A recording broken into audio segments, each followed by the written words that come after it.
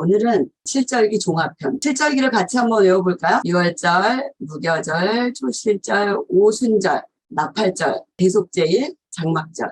익숙하시죠? 오순절은 두 개의 이름이 있고 장막절도 두 개의 이름이 있어요. 자, 우리 절기장, 레위기 23장. 이스라엘 자손에게 말하여 이르라. 이것이 나의 절기들이니 너희가 성회로 공포할 여호와의 절기들이니라. 여기에서 이스라엘의 절기가 아니라는 걸 여러 번 말씀드렸어요. 절기는 아주 특별하게 정해진 시간이 있습니다. 그게 이제 모에드. 그래서 창세기 1장 14절에 보면 그 징조와 사시. 그러니까 이제 절기의 특징을 제가 이제 1챕터에서 얘기했는데 선제정. 예, 절기를 먼저 만들고 후 사건이 일어나는 거야. 사건이 일어나서 결혼을 해서 결혼기념일이 되는 게 아니라 이미 절기가 만들어지고 사건이 일어나는 거예요. 하나님의 이 정해진 때는 그 묵시의 시간이에요. 카이로스의 시간에서 완성된 시간들을 우리가 예수 그리스도의 생애를 통해서 이렇게 찾아가는 거예요. 그러니까 마치 굉장히 재밌잖아요. 찾아가는 거, 보물찾기 하는 것처럼. 아주 쉽게 나오는 달력이 있어요. 이 달력은 세 가지 달력이 있는데 세 가지가 뭐냐면은 우리가 쓰는 태양력 달력, 그레고리, 그 다음에 종교력, 그 다음에 민간력, 우리는 양력, 음력 이렇게 돼 있죠. 그래서 이제 유대 종교력, 유대 민간력인데 대부분 종교력이에요. 유월절, 무교절 다 종교력이에요. 유대 종교력이 민간력과 약 6개월, 칠자가 7월이라는 뜻인데 여기 나팔절이 얘네 민간력으로 1월인 거예요. 1월이 두 개가 있는 거예요. 여기 안에서도.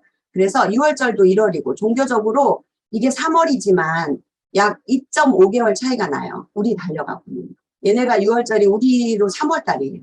2.5개월 차이가 나고 그 다음에 이제 이게 거의 우리가 알고 있는 성경에 나오는 거는 이제 다 종교력인데 민간력으로 나팔절이 10년이라는 거. 자, 6월절 다 유대 종교력으로 나옵니다. 그래서 이 종교력이라는 게 많이 나와요. 그러니까 이게 하나님이 이스라엘을 그 출애굽시키면서 그 해의 첫 해로 만드신 거죠.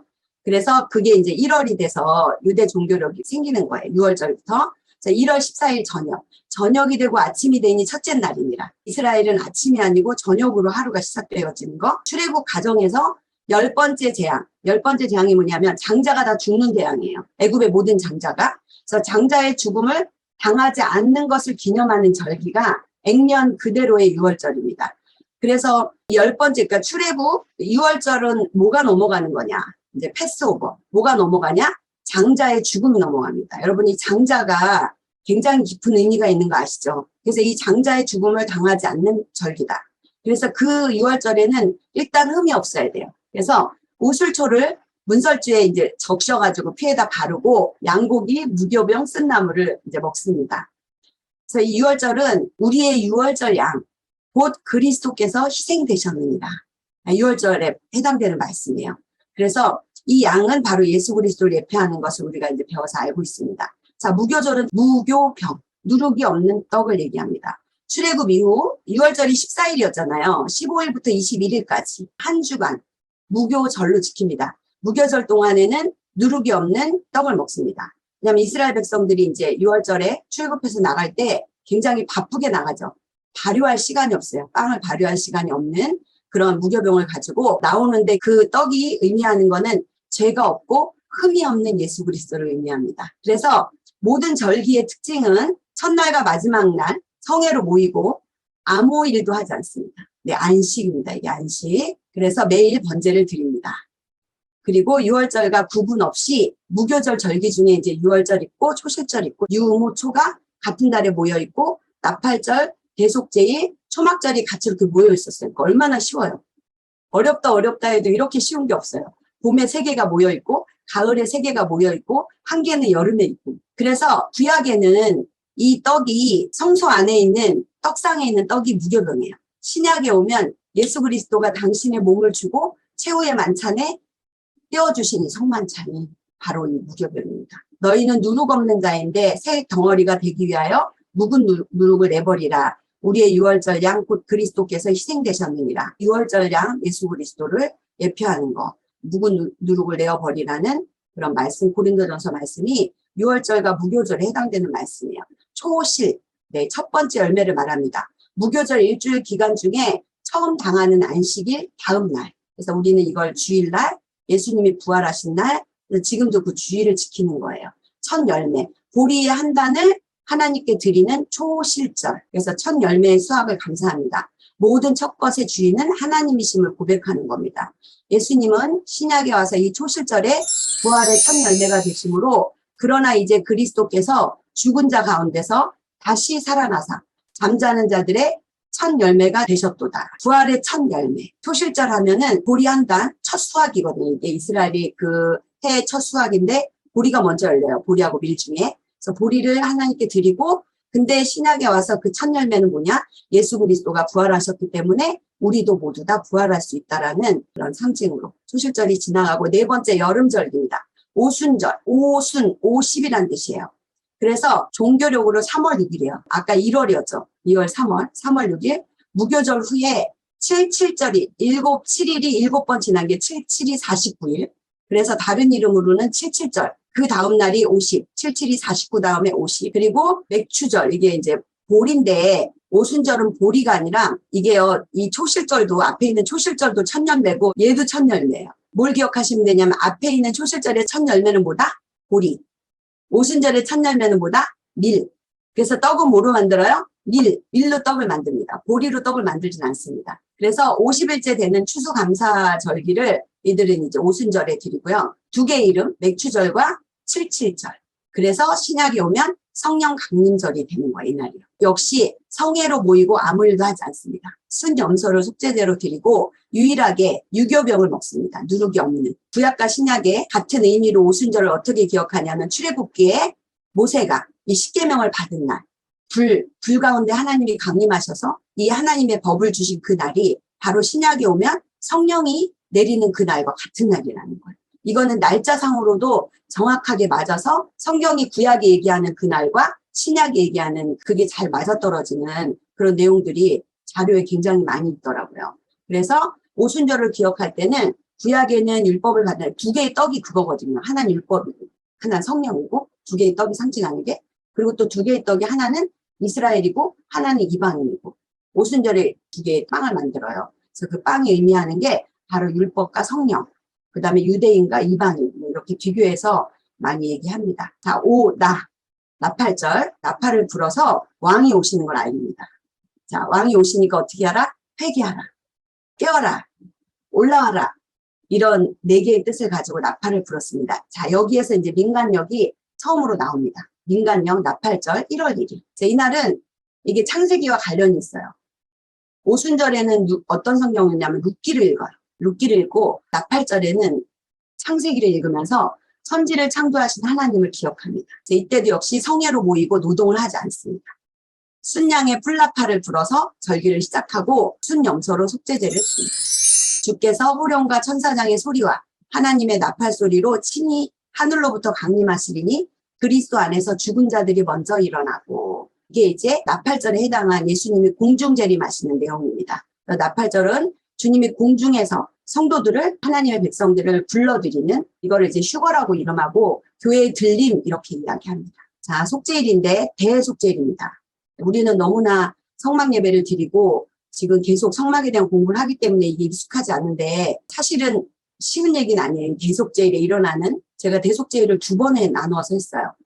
굉장히 많아서 오순절도 2번에 나누어서 했고, 이스라엘, 그러니까 개인적인 속죄가 아니라 국가적인 속죄가 이루어지는 날이에요.